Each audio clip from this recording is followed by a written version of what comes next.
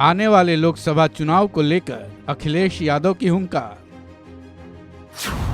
UP की 80 की 80 सीटों पर जीत का किया दावा।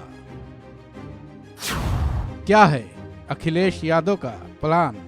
भारतीय जनता पार्टी को दो बार सरकार उत्तर प्रदेश की जनता ने बनाने का मौका दिया। और अगर हम पीछे मुड़ करके अगर हम देखें तो आज भारतीय जनता पार्टी को न केवल दिल्ली की सरकार ने जो घोषणा पत्र जारी किया था, मैनिफेस्टो जारी किया था, उसका जवाब देना है, बल्कि उत्तर प्रदेश की सरकार ने 2 बार जनता को बहुत बड़े बड़े वादे किए थे। इसलिए आज जनता को जवाब देना पड़ेगा। और मुझे पूरा भरोसा है कि समाजवादी पार्टी की जो राष्ट्रीय कार्यकारिणी यहां बैठी है, हमारी पार्टी का नेतृत्व यहां बैठा है, उसने सबने मिलकर के यही फैसला लिया है कि उत्तर प्रदेश में समाजवादी पार्टी के साथ जो गठबंधन हैं, जो गठबंधन दल हैं, उनसे मिलकर के 80 की 80 सीटें भारतीय जनता पार्टी को हराने का काम करेंगी। सोशल मीडिया पे वॉशिंग मशीन का बहुत प्रचार हो रहा है कि जो उनके दल में चला जाता है, न उसके ऊपर ईडी आती है, न कोई सीबीआई आती है, न कोई इनकम टैक्स आता है। और जो विपक्षी पार्टी हैं, उनको झूठा फंसाने के लिए झूठे केस बनाए जाते हैं। आज देश में सबसे ज्यादा अन्याय बंगाल के बाद अगर पॉलिटिकल वर्कर्स पे कहीं हो रहा है तो उत्तर प्रदेश में हो रहा है। अगर यहां बीजेपी आरोप लगाती है कि पॉलिटिकल वर्कर्स ऐसा कर रहे हैं, उनके ऊपर झूठे मुकदमे लगा रहे हैं, तो उत्तर प्रदेश में भी इसी तरह हो रहा है।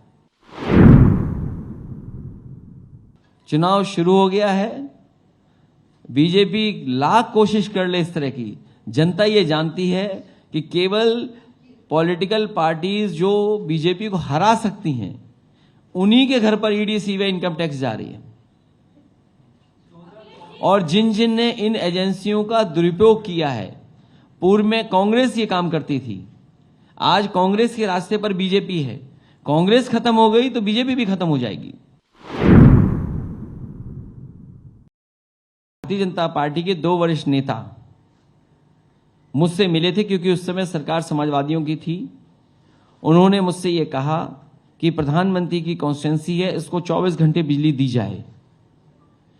मैंने उसी समय फैसला लिया था कि प्रधानमंत्री जी की कॉन्स्टिट्यूंसी को 24 घंटे बिजली उपलब्ध होगी।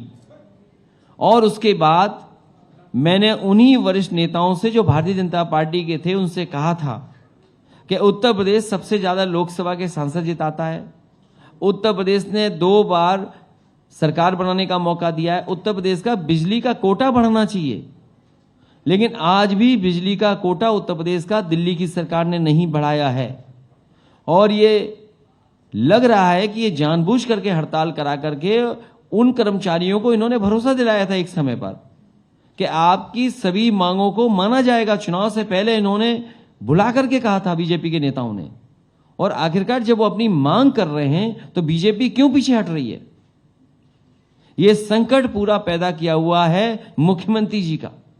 मुख्यमंत्री जी खुद चाहते हैं कि उत्तर प्रदेश में बिजली का संकट हो, और इसी के बहाने हम उत्तर प्रदेश के सब कारखानों को बेच करके प्राइवेट हाथों में दे दें।